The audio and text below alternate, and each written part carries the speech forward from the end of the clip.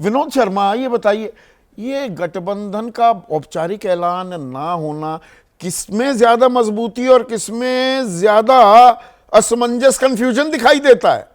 इसको डिकोड करने की जरूरत है ना।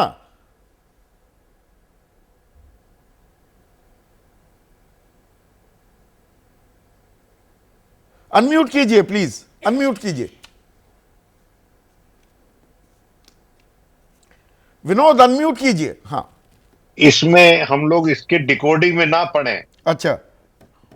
हम लोग इसकी डिकोडिंग में ना पड़े, क्योंकि ये जंतर मंतर है, इसमें घुस जाओगे बाहर नहीं निकल पाओगे। ये खुद नहीं निकल पा रहे हैं। हाँ। अब आपको समझ में आया, अब आपको समझ में आया कि हरियाणा के साथ इलेक्शन क्यों नहीं करवा रहे थे महाराष्ट्र में।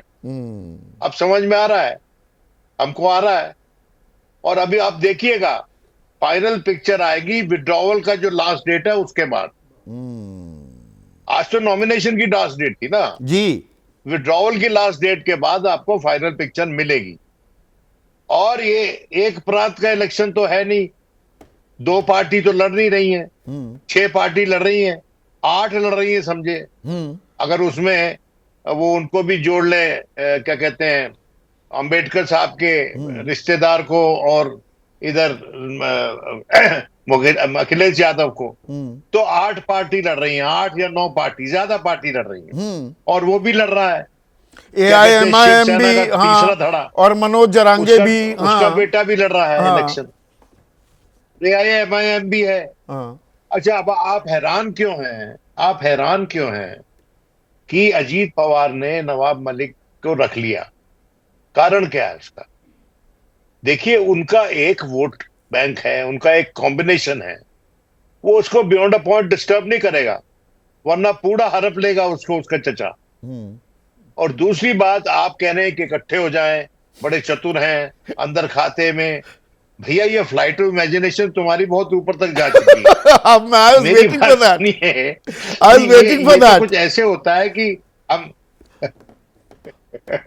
नहीं को भाई, आप ये बात कह दी आपने, बावजूद इसके कि युद्धेंद्र पवार जो लड़ रहा है इलेक्शन, वो अजीत पवार के छोटे भाई का बेटा है। तो परिवार में एक और विक्टर हो गया, और उसका जिम्मेवार चचा जी हैं इस बार। तो मेरा ये मानना है कि अजीत पवार, ये पवार जो फैमिली है, हालांकि कुछ भी पॉसिबल है पॉलिटिक्स में, इकट्ठा होना कोई अजूबा भी हो सकता है, हो भी सकते हैं इकट्ठे। लेकिन आज के दिन जो बैड ब्लड इतना हो गया है कि मैं नहीं समझता हूं कि इकट्ठा होना संभव बैड उनका है। ब्लड। हाँ, ये एक बात मिनट, एक जरूर है मिनट, मैं कि इसमें एक दिवाली के देखिए, मौके पे वही इकट्ठे हो जाए। राजनीति संभावनाओं का लेकिन खेल होती है, और आपका तजुर्बा असीम है, आपने ज्यादा राजनीति देखी है और समझी है विनोद। पर देखिए, ये जो पवार फैमिली है, कुणबा है, खानदान है, अगर अजित पवार ये माने, और वो तो उन्होंने माना कि भाई सुप्रिया सुले के खिलाफ मैंने अपनी धर्मपत्नी को जो उतारा, मैंने गलती कर दी, मैंने चूक कर दी, और वो कहने लगे नहीं सुप्रिया सुले होंगी मुख्यमंत्री, मुझे कोई दिक्कत नहीं है, मैं बिना किसी शर्त खुला समर्थन देने को तैयार हूं। क्या संभावनाएं खुल जाती हैं राजनीति की, तिकड़म की?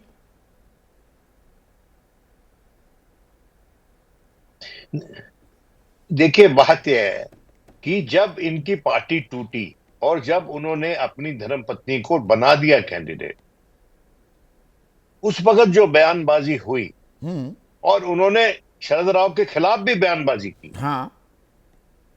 और उनके ना सिर्फ उन्होंने बल्कि उनके चहेतों ने, जिनको की स्थापित किया महाराष्ट्र की राजनीति में शरद पवार ने, जैसे कि मिसाल के तौर पे पटेल साहब, प्रफुल्ल पटेल साहब, जैसे कि मिसाल के तौर पे, और जो जितने प्रमुख लोग हैं वहां पर उन्होंने, जो कॉनकर के जो नेता हैं उनके। देखिए, बात यह है कि जो जितना फर्मेंट हो सकता था ना महाराष्ट्र की पॉलिटिक्स में, फर्मेंट का मतलब है बिल्कुल टूट फूट, बिल्कुल ऐसा हो जाना जैसे कि कुछ पता ही नहीं चलता कि कहां खड़े हैं हम लोग। वो फर्मेंट होने के बाद किसी के लिए आकलन लगाना कि कितनी सीट कौन जीतेगा लगभग असंभव है। नहीं, आपने एक बहुत अहम कोई बात भी कही है कि जब विड्रॉल की आखिरी तारीख जिस दिन खत्म होगी उस दिन असल तस्वीर सामने उभर कर आएगी। हाँ बिल्कुल, मेरा यही मानना है, क्योंकि विड्रॉल के बाद ही तस्वीर नजर आएगी। पर अभी और फिलहाल विड्रॉल के बाद आपको किस पता किस चलेगा गठबंधन कि में क्या ज्यादा युद्धवेंद्र- कंफ्यूजन, किस युद्धवेंद्र गठबंधन पवार में मजबूती दिखाई देती है? मेरा जो पहला सवाल था। मजबूती, मुझे तो किसी में, देखिए मेरी बात सुनिए, मैं कोई तराजू तो लेके बैठा नहीं हुआ हूं। और मैं अगर किसी इस पे कोई मतलब आपकी तरह उड़ूंगा हवा में, कोई फ्लाइट ऑफ इमेजिनेशन लगाऊंगा, तो मेरे लिए मुश्किल हो जाएगी, क्योंकि पता चल जाएगा 3-4 दिन के बाद कि कुछ ने विड्रॉ किया और किसने नहीं किया। चलिए, आप विड्रॉल का इंतजार देखिए, करेंगे। बात यह है हाँ, कि इसमें बहुत पॉसिबिलिटीज हैं। जो जैसे शिंदे साहब की सेना है, जैसे शिंदे साहब की सेना है, अब उसमें और बीजेपी में तो ना सिर्फ फ्रेंडली फाइट हो रही है, वो तो एक ही फाइट हो रही है। मतलब उनके तो कैंडिडेट ऐसे, मतलब एक इधर है आज तो कल उधर है, दूसरा उधर है तो आज इधर है। मतलब ऐसा लग रहा है कि उनको वो मिला हुआ परमिशन, जैसे कि वो वनडे में होता है ना कि एक खिलाड़ी आप ला सकते हो चाहो तो, अगर आपको एक खिलाड़ी हर्ट हो जाए या किसी को, अभी आया था लेटेस्ट जो रूल बना है, तो ये लगता है कि एक दूसरे खिलाड़ी लेके खिला रहे हैं उनको। ये कोई आपस में नहीं लड़ रहे हैं, ये सिर्फ अपना अस्तित्व बचाने के लिए हैं।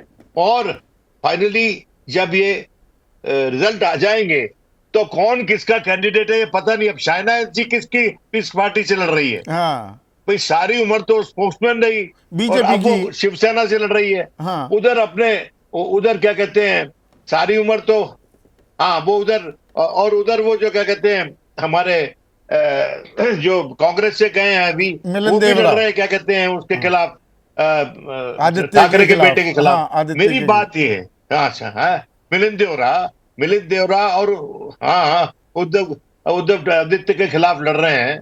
तो ये कोई किसी का पता नहीं कि कौन किसके सामने कब खड़ा हो जाए। और तो मेरा बहुत, view मतलब थे गेम कि खुला कुछ ऐसे हुआ भी है, जवाब होंगे फिल्म अभी बाकी है, आप ये कह रहे हैं। जैसे ही घड़ी का काटा दोपहर 2:30 पे आए, बबीता जी का दिल सास बहू साजिश के लिए मचल जाए।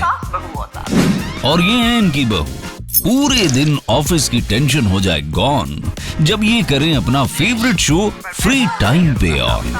इनकी तरह आप भी देखिए अपना फेवरेट शो अपने टाइम पर और डाउनलोड कीजिए एबीपी लाइव ऐप अपने स्मार्ट टीवी पर।